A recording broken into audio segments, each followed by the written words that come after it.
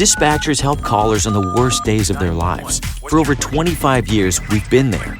A silent partner in millions of calls thanks to our redundant and diverse networks that ensure call delivery. Today, cities are bigger, traffic more congested, and the challenge is more complex. But you're never alone, because InDigital is quietly improving, implementing, and driving the next generation of 911, so you're supported in every situation. Make the switch at indigital.net. My job is all about purpose. Just the ability to make a difference, to help someone be able to go home at the end of the day. My great-grandfather started the volunteer fire department in Springfield, Nebraska. My grandmother was a nurse. My uncle was a fire chief in Atlanta, Georgia. So somewhere down the line, it was my purpose to be doing this. Yeah, we're a family here. The data we get from Rapid SOS is life-saving.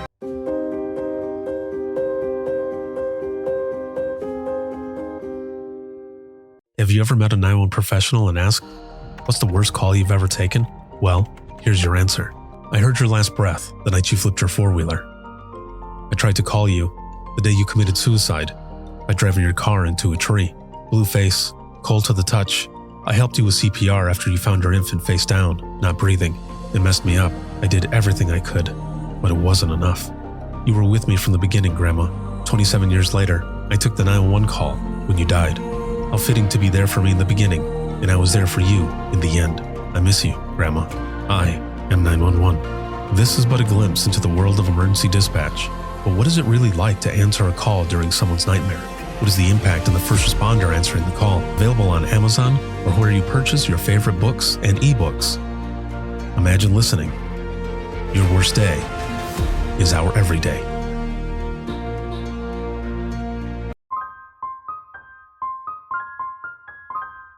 This is Jordan, and you're listening to the Code 7 Podcast Network.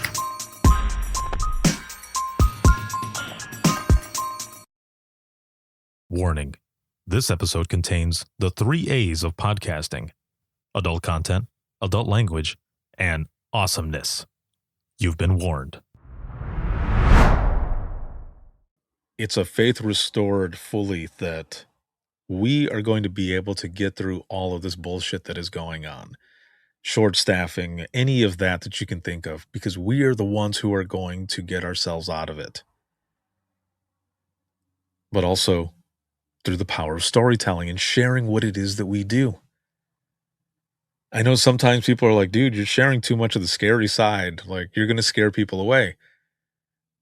And I always am on the other side of that fence because of the amount of people who have reached out to me saying, it's those stories that you share from these amazing professionals around the world of 911.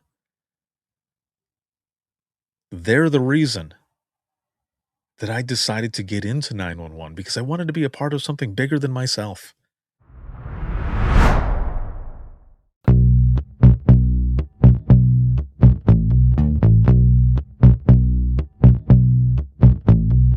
Welcome to Within the Trenches, true stories from the 911 dispatchers who live them.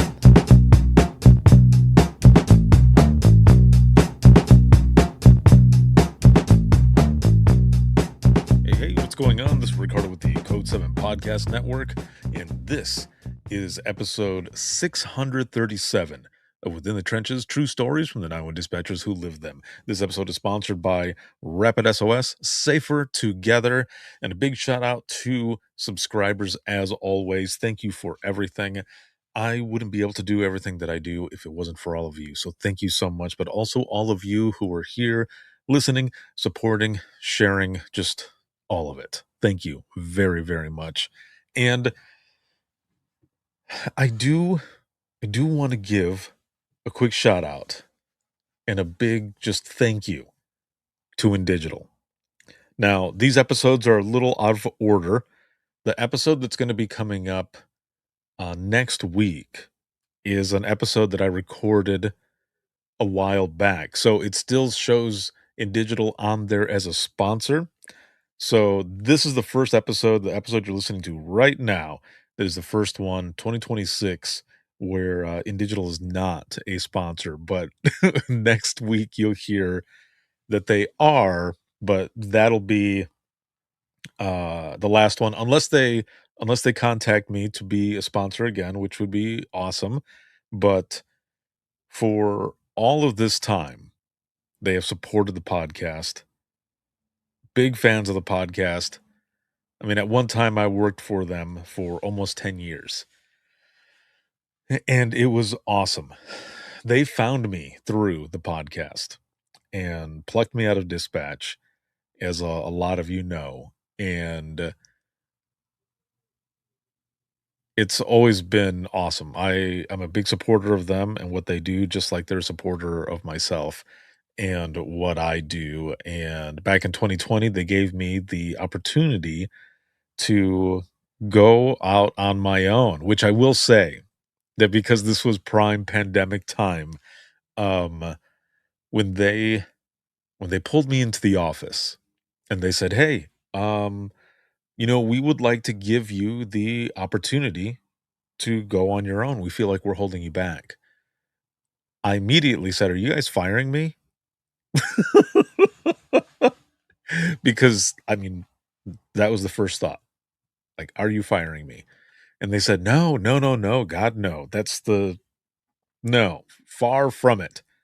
You don't have to leave if you don't want to. We're just giving you the opportunity to really think about what it is that you want to do, because we would like to, all these years we've been supporters of what you do, but we want to be seen as, sponsors of everything."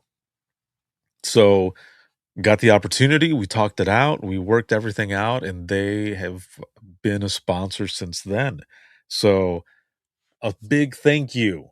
Thank you in digital for everything, for believing in what I do, what I did while I was there at your company as a dispatch trainer for Text 911, Texty, for a lot of the backup phone systems and a lot of other products that they had going on there, as well as designer, because I did the web development and graphic design, marketing, implementations, but also help them out with their storytelling. So there was a ton that I did there, and I loved every moment of it. And I want to say thank you. Thank you for everything and your continued support. I appreciate it more than you know. So, with that said, this past week, I I was out at a dispatch center and I just had so much fun. And as you can hear, I'm typing something. I was typing something as we're going through this. I'm recording this episode, but I had to type something. I had to send a message. Um, Obviously, I am out of practice with my. I could have done it. Um, Being in dispatch and everything, and going back and forth and stuff. But um,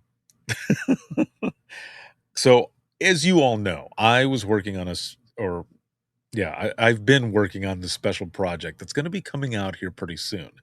But I needed to get some extra stuff, do some extra things. And this past week, I got the opportunity to go out and see some friends. I went out to Calhoun County Consolidated Dispatch Authority, or Calhoun County 911, in Michigan. And I got a hold of some friends of mine, the director and deputy director, which is Michael and Robert, and who I lovingly call Robert. Why? Because if you've ever watched Robin Hood, like the Disney version of Robin Hood, there's a scene there where Little John is trying to get a hold of Robin. And at the time, I think he is just daydreaming of Maid Marian. And Little John is saying, Hey, Robin, Robert. And I don't know why, it's always made me laugh. So we so Robert, who works there, I just start I don't know why. And maybe he's gonna hear this and is like, "Oh, I'm just learning this for the first time." But I called him Robert when I was out there at the center and stuff, and it was funny. And some of the folks that work there, one specifically, I've mentioned it to her, and I've said, just mentioning it that way, Robert. So I reached out to them to see if I could go there, do some B-roll footage, and do a highlight of their center. I've got several that I have put out there that a lot of you have seen on social media, whether it be Facebook, Instagram, TikTok, and I will record interviews with some of the dispatchers or even the director, deputy director, whichever. And I take B roll in there and I just create a little highlight video.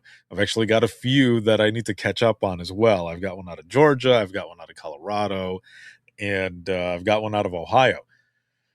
So I need to get all of those out there as well.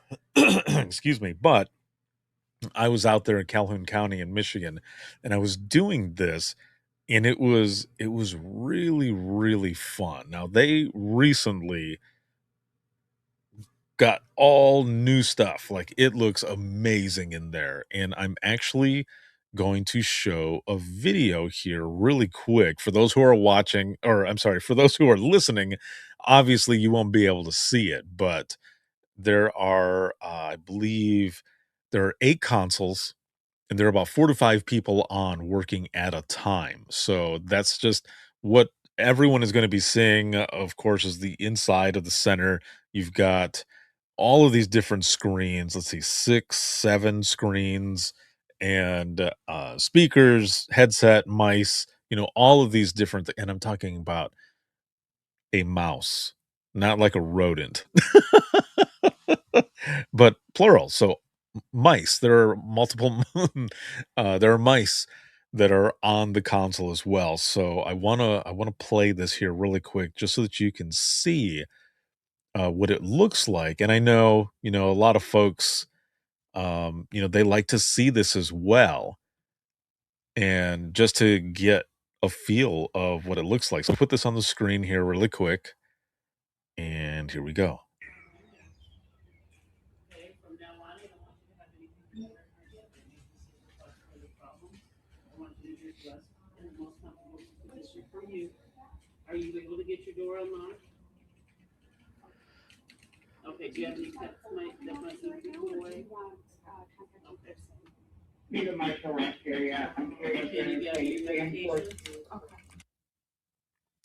So there you have it right there. Video goes around, does a whole 360 pan and ends right there. My good friend, Erica. And when I was in there and listening to it back and everything, what one of the dispatchers is giving is the pre-arrival instructions and everything for a medical. And as I was listening, I was saying it back in my head as well. So when I was done with the video and I sat down with Erica, I said to her, I said, "Man," I said, "that's one of the things that does not leave. If you have had that emergency medical dispatch certification class, I mean, it's a week long, and then you take a test and everything. Now, when I was taking it, there were flip cards. Every center still has their flip cards if you do medicals and if you use that protocol through the IAD, um, you have the cards.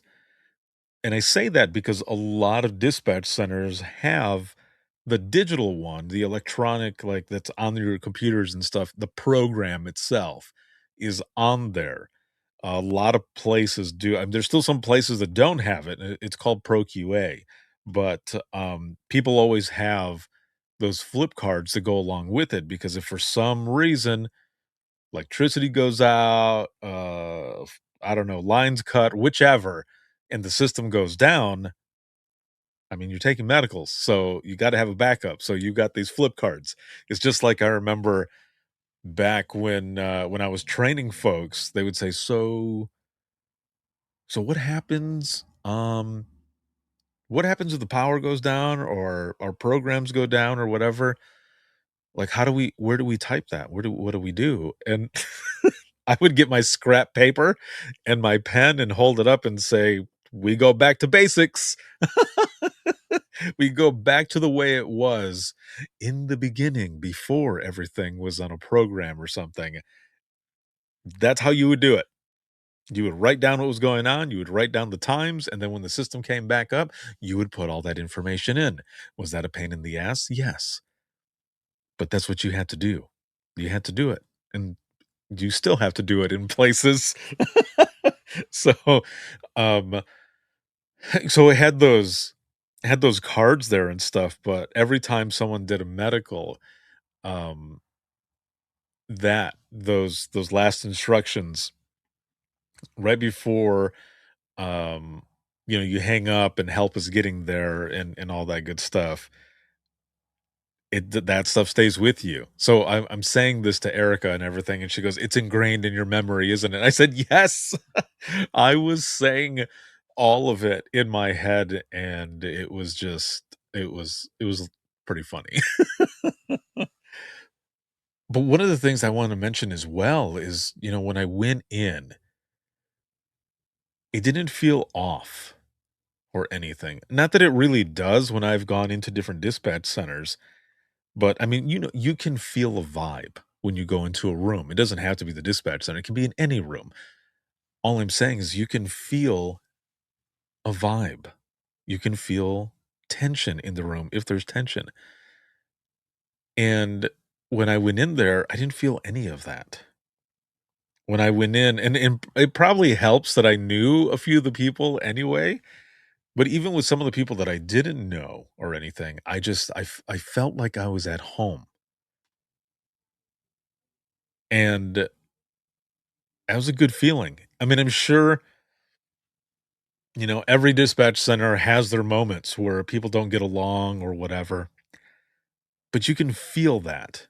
And in the hours that I was there with that team, I didn't feel that. I was talking and joking with folks when there wasn't stuff going on, of course, and it just felt good to be in there. I mean, I was joking with Erica. I was like, "Man, I might have to come out of retirement." Because it was a good environment. Like, you could just feel it. And so at the time, there was about 5 people, I think, maybe 6, trying to remember now. But, um, I met everyone. I started setting up everything for the shots and, like, the shot that you saw just a little while ago, and, for the inside of the center. And then we jumped in with some of the B-roll that I was taking with Erica. And, I'll have that highlight video. It'll come out here, in probably about a month or so, but I say a month because 'cause I'm giving myself time. But I wanna get it out there because everyone was just working like a well-oiled machine, and I was I'm sitting there, and I'm just listening. I'm taking it all in, and I'm listening to how everyone is communicating with each other. Whether they're on the call, they're on the radio, they take a moment, they're yelling out, "Did you get this? Did you hear this? Let me get that for you while you're doing that. Thank you. Thank you." And just going back and forth, and I thought, "Damn, like, this is what it's all about." Like, I remember those days with my team and us going through some hell sometimes and busy moments and thinking, "I wouldn't wanna go through this with anybody else." Now, that's not to say that the other folks that I worked with, right, that worked there at the center weren't great or anything, because I worked with pretty much every single one of them. But I feel like anyone who's part of a team, like, that's the way you feel about your team. And when you're working on someone else's team, it's like, "I'm a guest." And, sometimes it's just a little deeper with those that you work with all the time. Like, if I switched to another team, as we got used to each other and then got close, I would think the same thing, then I would say, "Well, I worked with those folks, and it was like that. Now I'm working with these folks," and it has become that way as well. But, like, those were just anyone who ended up being part of it, and then as a whole, it was good. Like, those are the people that I wanted to work with them, and I felt like that team that I was with there in Calhoun, like, their team, even with some of the stuff that was going on that was there, like, everyone was staying positive. And even if there was something that came up that maybe was negative with a call or a caller or whatever, you heard other folks saying, you did a good job either way." And I loved that, because sometimes that's all we can do, because we can't say anything back to the caller and be like, "Oh, screw you," and sometimes people call in and that's how they are with us. Excuse me. And you can't say things back like, you must remain professional. That's the whole point, right? You remain professional.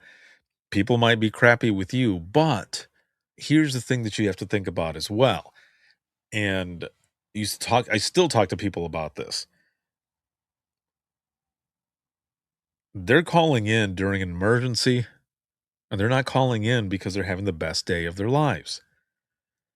So I know some of you might be listening to this and being like, you're just giving them an excuse to treat you crappy. No, that's not what it is at all. That's me trying to tell people and trying to help others understand that there's so much going on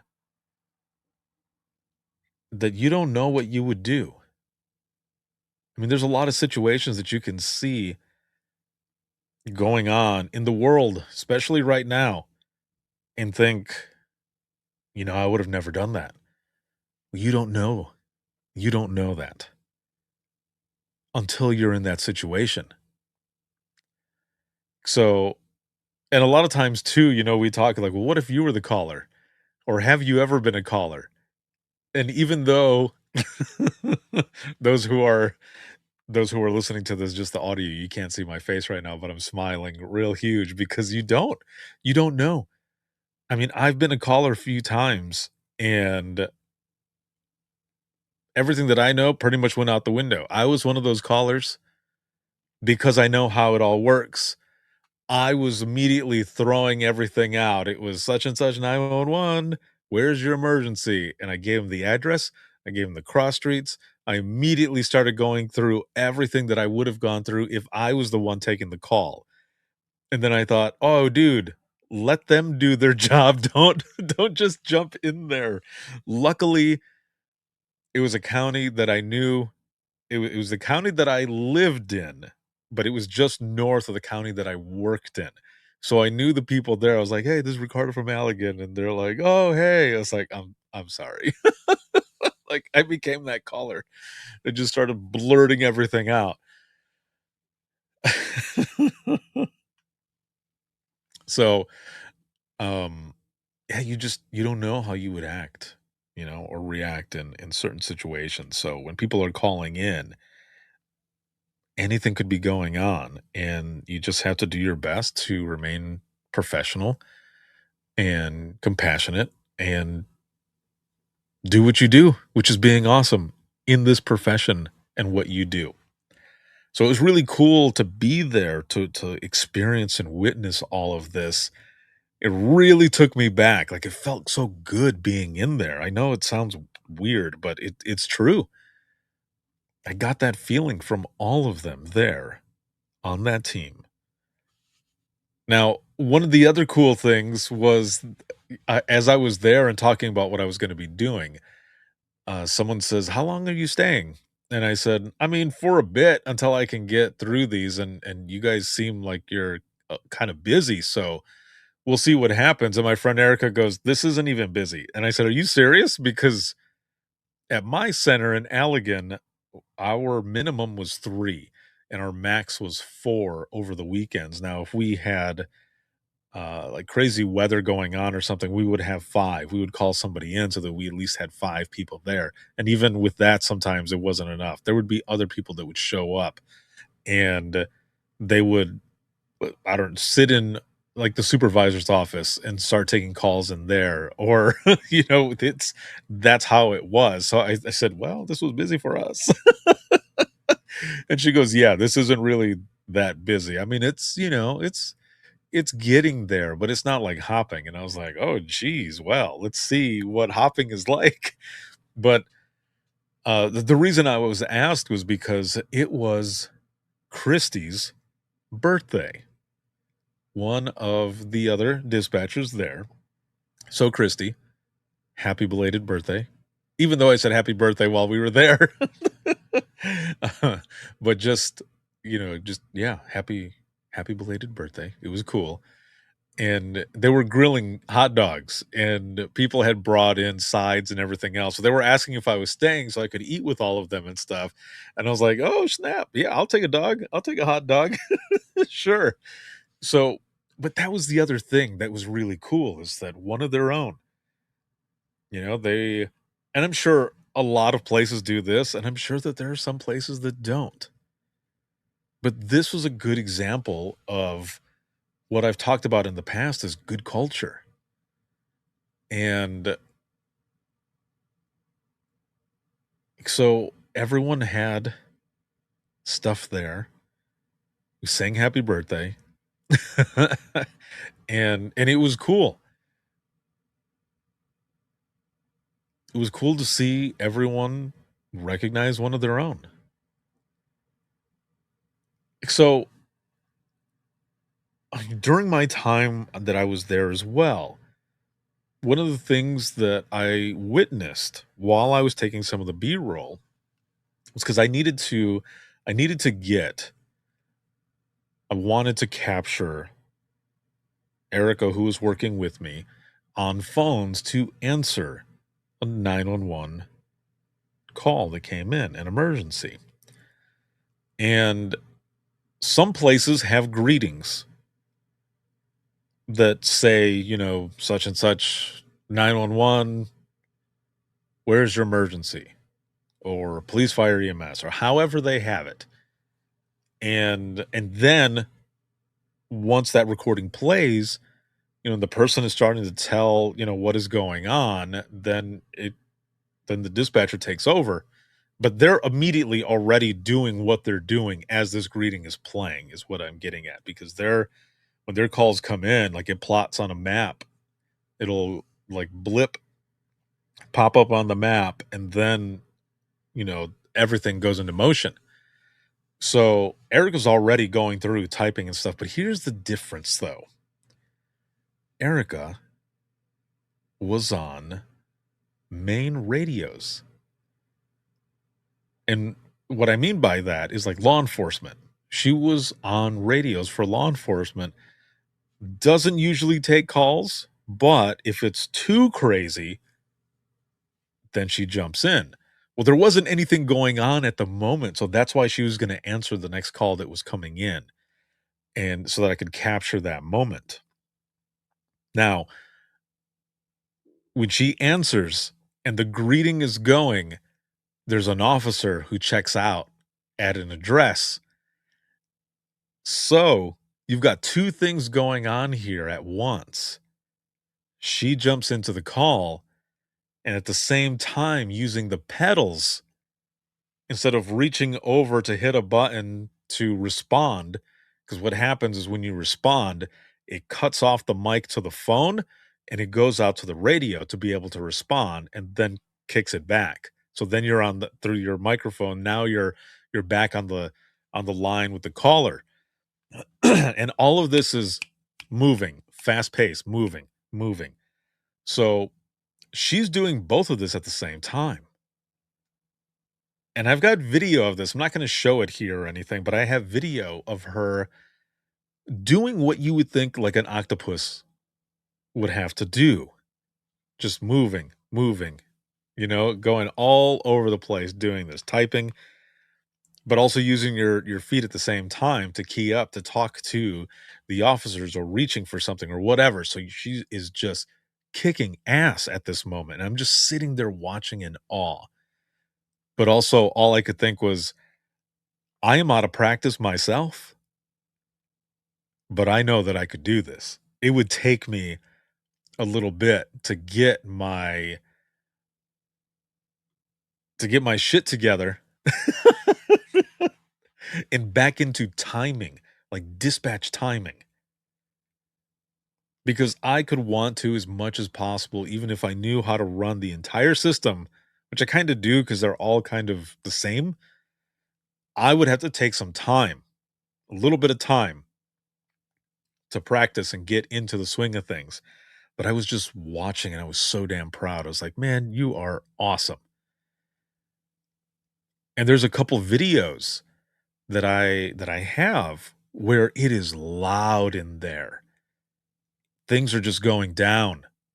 Everyone is working together again, like a well-oiled machine. And I sat back and I just took it in.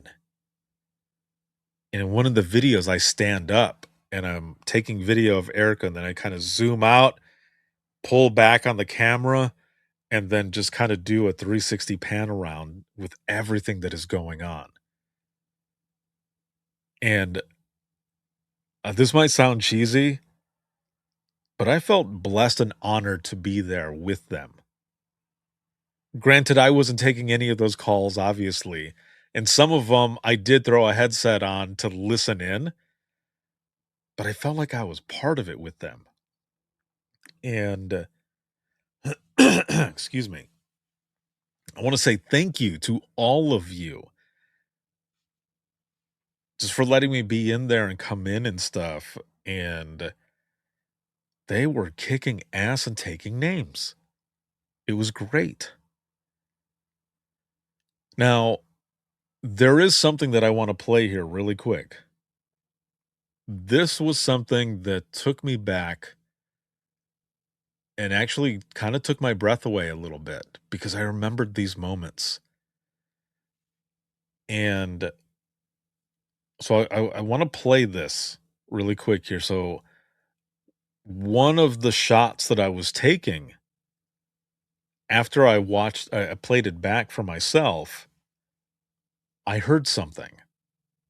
And I want to put this on the screen here really quick. It's just a few seconds long, but you'll be able to hear what I'm talking about.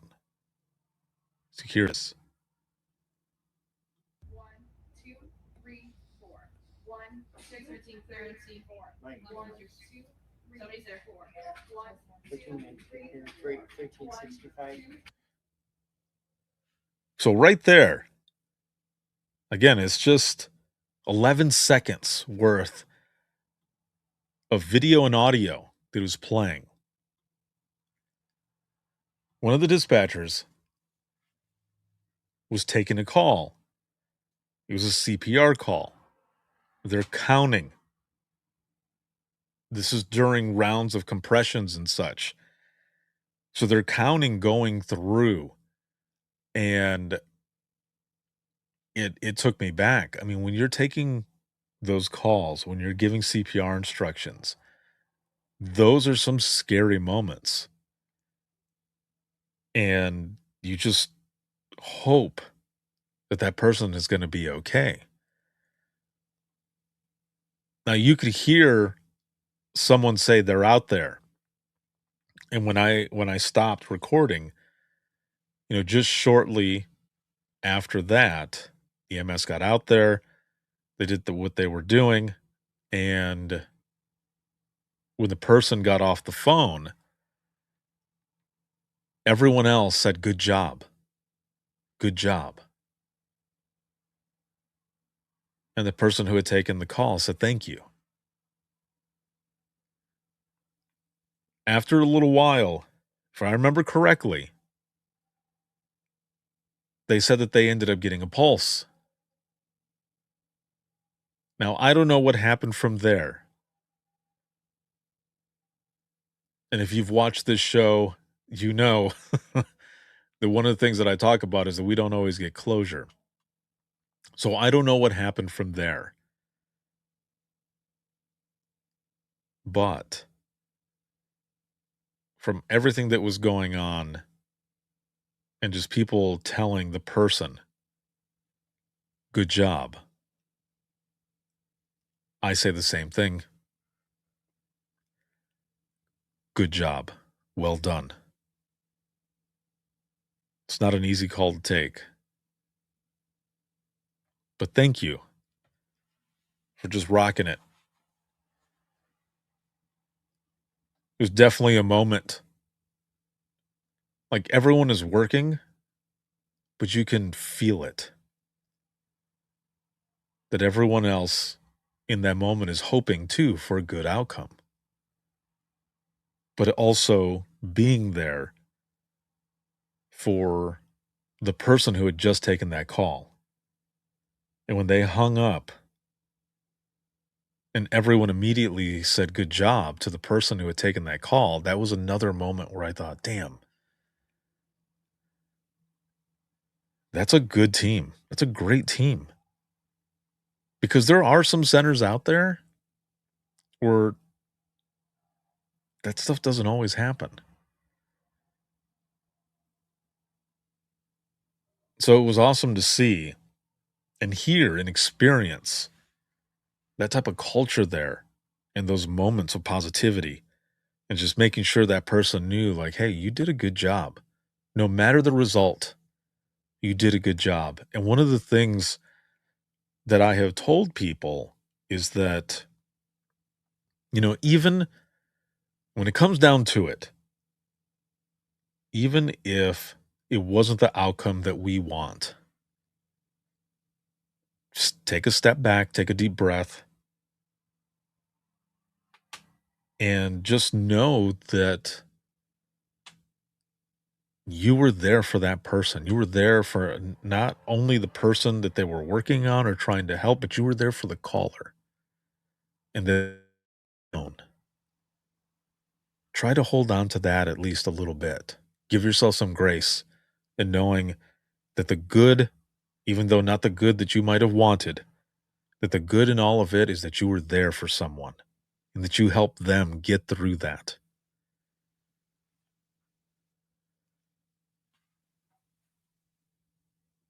That's what good culture is about. And I experienced it there. Now, as we go into the wrap up of this episode, I want to share a story, and I might mess it up. So, to Robert, to my friend Robert, I apologize. But I will say this. We are working on having him come on the podcast to share this story in its entirety. So I'm just sharing some of the points, main points and everything, but it'll mean that much more when he tells it because I was just sitting there listening. And it's a powerful story. But he told me, because after I was done there, I said goodbye to everybody, and Robert wanted to speak with me for a little bit. So Erica took me up there. The three of us were talking for a while.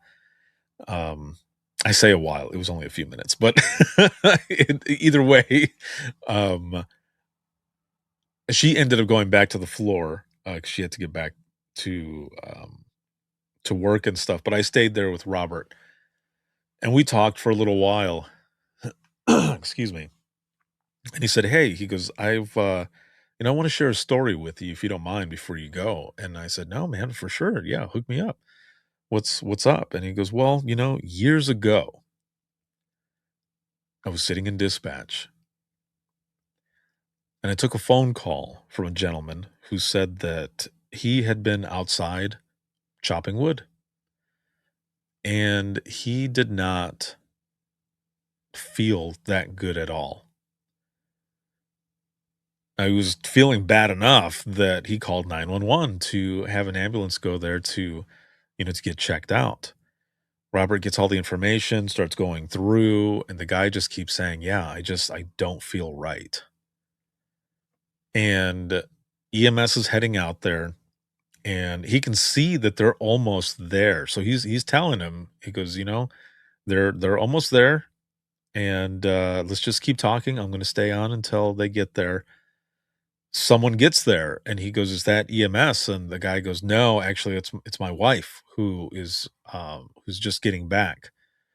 And Robert says, "Okay, well, I think EMS is just right behind them," which they were. So they end up hanging up because EMS is already there. Well, then EMS calls over the radio that the gentleman ended up going into cardiac arrest, full cardiac arrest. And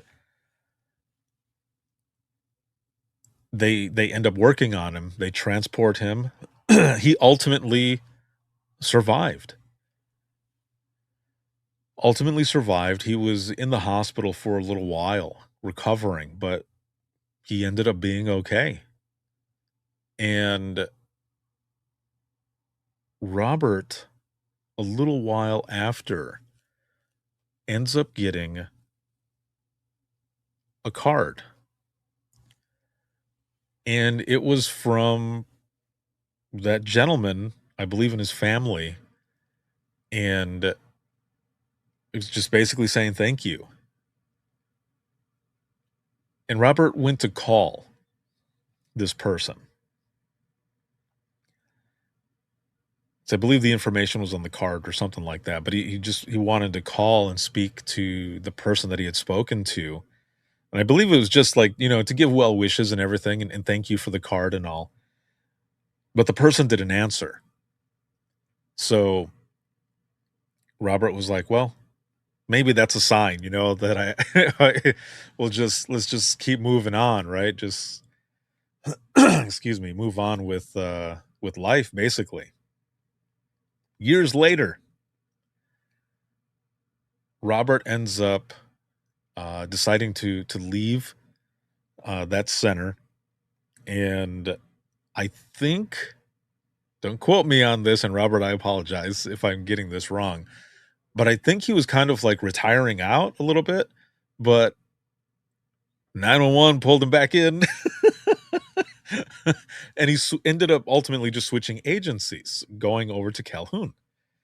So the last day of his career at that other center, though, is cleaning out his desk, and he finds the card from the guy, from the call that he took years prior. And he says he's just kind of looking at the card, and I don't know what feeling it was, but he calls the guy on his last day of work. Calls the guy, or last day of work at that center. And the guy answers.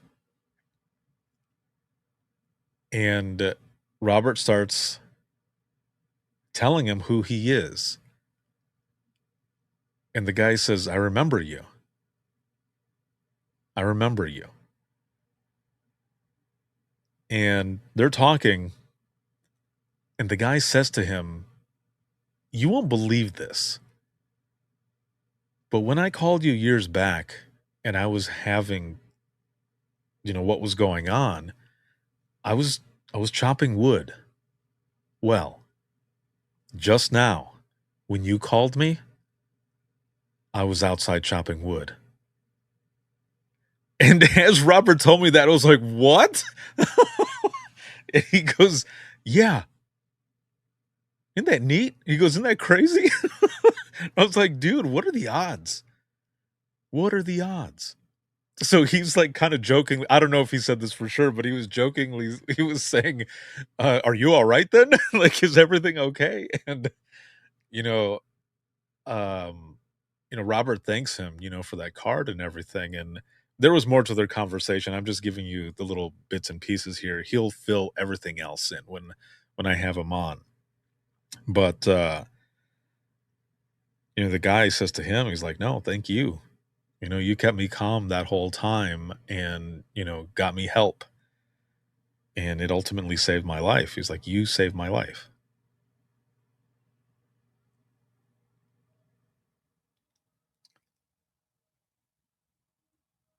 It's an amazing story. And I made sure to ask him permission to share this because, again, I want to have him on to share it in its entirety to get more of his feelings to talk about this. But I mentioned this as well because there are a lot of people out there in this profession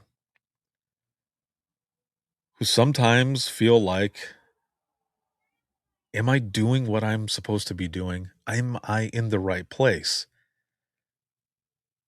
Am I impacting the people that I speak to? Is it all worth it? And that story right there is proof of everything. All of it is worth it. You might not ever know the impact of what you do, but it's there. All of you who are watching and listening to this right now, your impact is there, whether you know it or not. And maybe one day it'll come full circle and you'll get to experience that. But please don't let anyone ever downplay how important you are.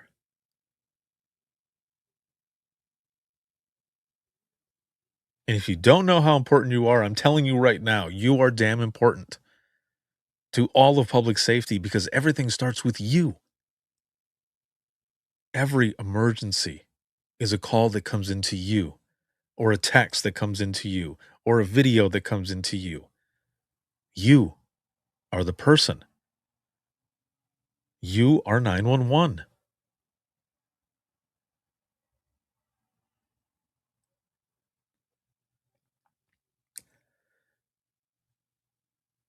For a long time, it seemed like we were we're just here, but damn it, it's a new day. And it has been for years. 2016 on. There's been way more recognition. There's been way more resources. People see you and know what you do and how important it is. So I hope you see that. And I hope listening to this, you just realize how awesome you are. And if you ever need anything, reach out to your people. Reach out to others. If you haven't heard from someone in a while, reach out to them. Because the way we get through this is together. And what I will say is that what I experienced in the ECC, in that center, in Calhoun County,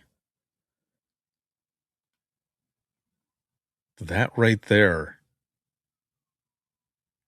is what it's all about. I would go back to work there. Those people were awesome. And there's actually a lot of centers that I would go back. I would go out of retirement, come out of retirement rather for. But all I'm saying is that being with them for the hours that I was there, you know how you see videos or you see memes or whatever online or on social media and it says faith in humanity restored?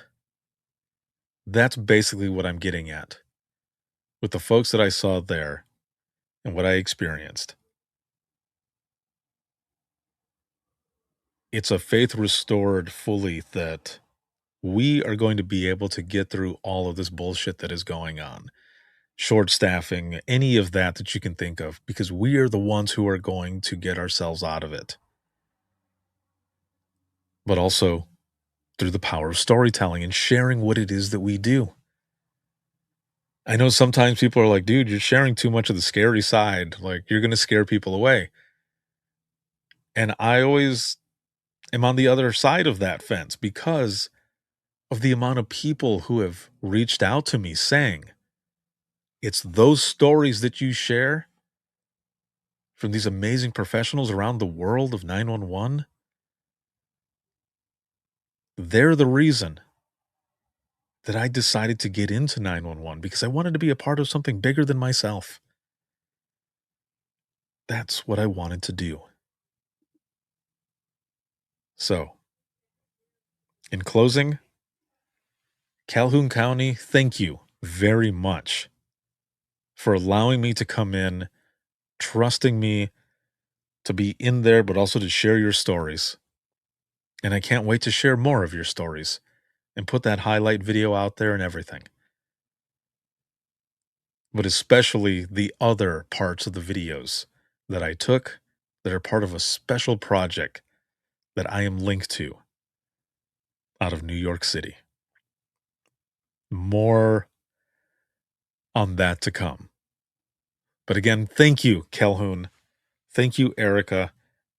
Thank you, Rob, Michael, all of you. Thank you so, so much for allowing me to be out there and capture stories and B-roll and everything. It was so much fun. And for the team that I was there with, keep kicking ass and taking names.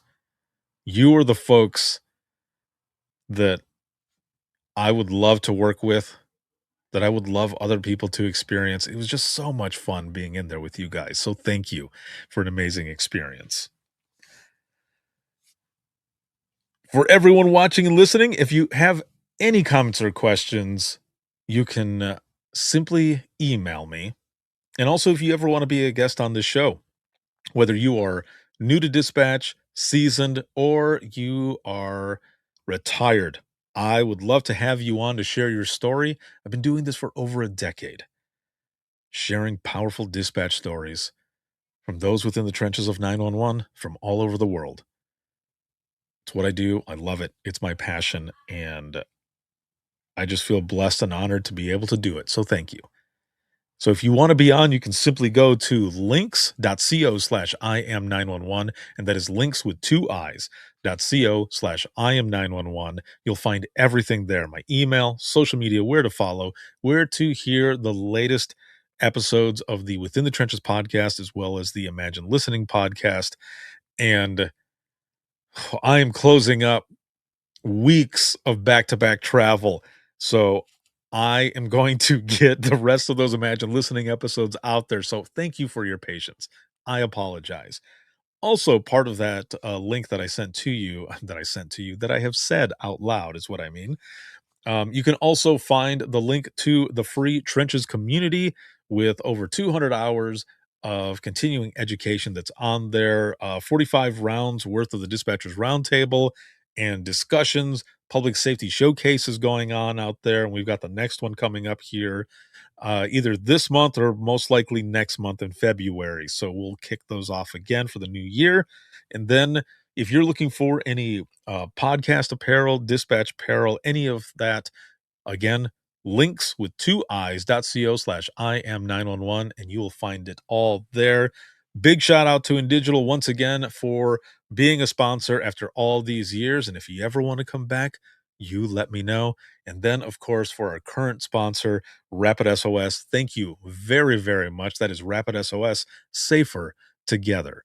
And of course, all of you subscribers and just everyone, thank you for everything. This can be seen on Facebook, YouTube, as well as X and LinkedIn Live. There's also clips on Instagram Reels, TikTok, Facebook Reels, and YouTube. You'll find them all over the place. And then you can listen 24/7 on Apple Podcasts, iHeartRadio, Spotify, your favorite podcasting app, and withinthetrenches.net. Have a good one, everyone, and we will see you all in the next one.